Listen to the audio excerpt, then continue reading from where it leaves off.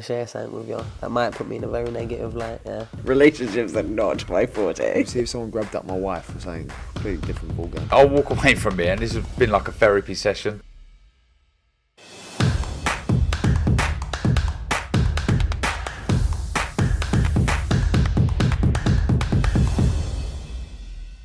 Oscar Bevis, IFL TV, proudly sponsored by Everlast here in Essex.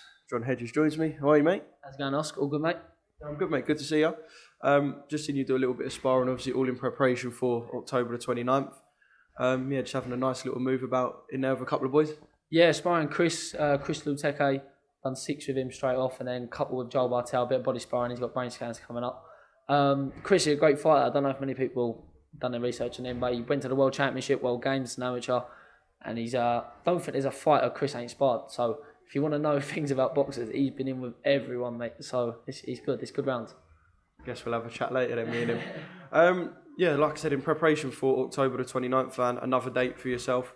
I kind of guess you're becoming used to this whole thing now. A date sets, you roll into camp, you work, you spar, and then it's fight day kind of, what's this, number 7? Number 7, yeah. So this is not second nature, but you're used to this now. Yeah, it's getting there now also, and the confidence is growing. I just understand what I've got to do. I've been on the big stage for every fight, so it's not like I've had to get used to it now. I'm where I need to be. So, yeah, very blessed with the opportunities as always. And, but I stay in the gym. Now when you're saying like about coming back in the gym for camps and that, I'm in the gym all the time, to be fair. Only because I'm a fat bastard. So if I don't, mate, I'm like a football. I'll be heavyweight. So you've got taller, it seems, and you've got bigger. So outside of camp, I'm trying to think what you'd look like if you weren't in the gym. Obviously, yeah, like I said, fight number 7. The improvements are there to see from fight number 1 to fight number 7. But obviously, if you go fight by fight, they're kind of smaller, more gradual improvements. Is that what we're going to see again? A more gradual improvement from, what was it, May, last time you were out? Yeah, exactly. I was out at the end of May. And if you remember, if you look back at my interviews, I always said, just trust me, watch my improvement and watch my levels. And the better the opponent's been, the better I've boxed. So going through my record, I've had first 4 fights. Obviously, everyone knows I having my debut. It was a close fight. And then my second one, shut out. Third one, shut out. Fourth one, shut out. And my last 2 have been 2 stoppages. So I think that's just showing I'm in the gym, I'm grafting, and I'm a good fighter on my day. Do you know what I mean? Yeah. 3 KOs in a row, why not? Yeah, exactly. That's something that you think about, because obviously you can't go in there. I know you can go in there and look to knock someone out. We see it with like Conor Benn saying, I'm going there, and I want to try and knock him out. You can have that mindset, but I suppose you can't go in and play to that, I guess. No, like I know I'm a great fighter. I wouldn't say I'm a great boxer. Sorry, I wouldn't say I'm a unbelievable boxer, fighter. But I'm a great boxer, and I know on the back foot, I'll beat anyone on my day. It's honestly that's the confidence having me back foot, and my movement ability. So it's sort of, I know if I've got to get behind my jab, I can do that. But then also if I'm forcing an opening, I'm going to do that as well. I'm going to push for a stoppage. But it's one of them fights. Listen, I've got a very experienced fighter next fight, probably the most experienced I've fought. A big winning record from Belgium. Like I was just saying to the last person, he boxed Martin Murray before he fought Golovkin. So he's been a lot of good fighters warm-ups, and it's going to be nice to mix it with someone who's been at a high level. Yeah. And then obviously tunnel vision for October the 29th. But can we talk about titles next year? Obviously, every time I've spoke to you, it's kind of, and this is the learning process, and I suppose it still is, and you are only 20, so I don't know, are we at that stage where we can mention titles on the sly, or? Do you know what, I'm not, like you just said there, tunnel vision for October 29th, but I'm still in between weight categories. I don't think I'm going to be able to make light heavy Oscar, if I'm honest with you. I'm too big. I'm 6'6" and I'm 20 years old. What are you weigh now, if you don't mind me asking? Because what was you, 180 something pounds for the last one? When I boxed at 183 pounds. When I walk in from camp, I'd shock a couple of people. I walk in about over 200 pounds. Really? So yeah, like I'm a big fella outside of camp, and time I get the actual fat off me, I'm still quite a big man at 195. Like I don't look skinny. I look in shape.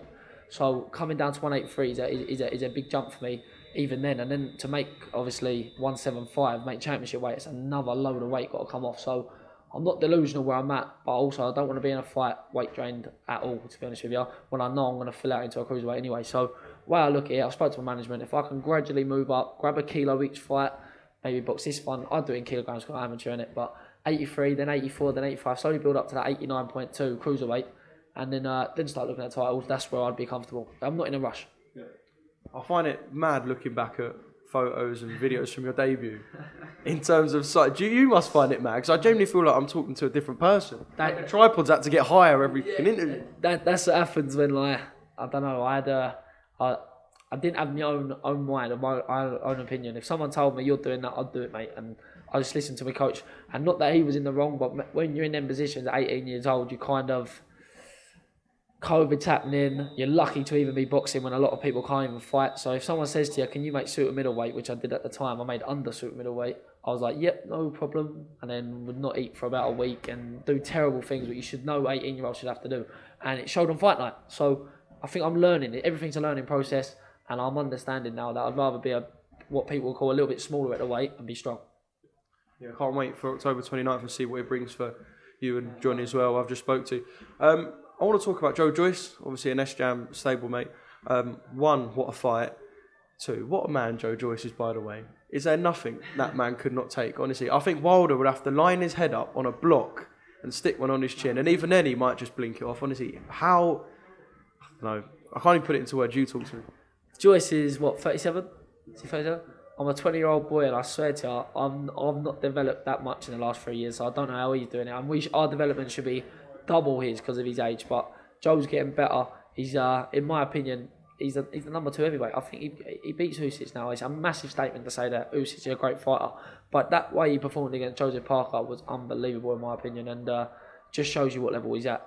The fight I would like to see is the Wilder fight, because can Wilder sleep the man with the granite chin? Do you know what I mean? So that'd be a great fight to watch.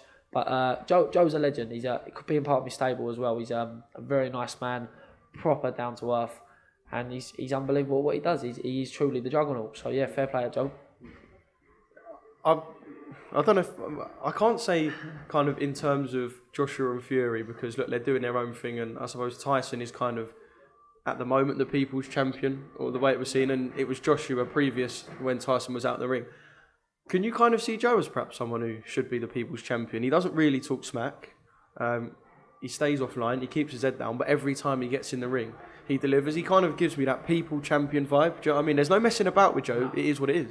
Yeah, Joe, and he's a gentleman as well. That's the nice thing about Joe. He's honestly ain't got a bad bone in his body till he steps in the rope. So I think that obviously sells for him. But Joe's he's a weird character to a lot of people. Do you know what I mean? He like, have you heard the Dubois story when he went and played the video game in his room and then went back and finished the game? There's not many fighters who do things like that. So the public are getting used to him, and I think the more he's in the public eye, public are taking to him. Like, especially when that, like, there was a lot of people, non-boxing fans, who was like, "Who's Joe Joyce?" Oh, I couldn't believe that. Like, to me, I'm like, "What do you mean, who's Joe Joyce?" Olympics helmet, like, people didn't know. After him beating Joe Parker the way he did, everyone knows him, and his stock must have rose by double.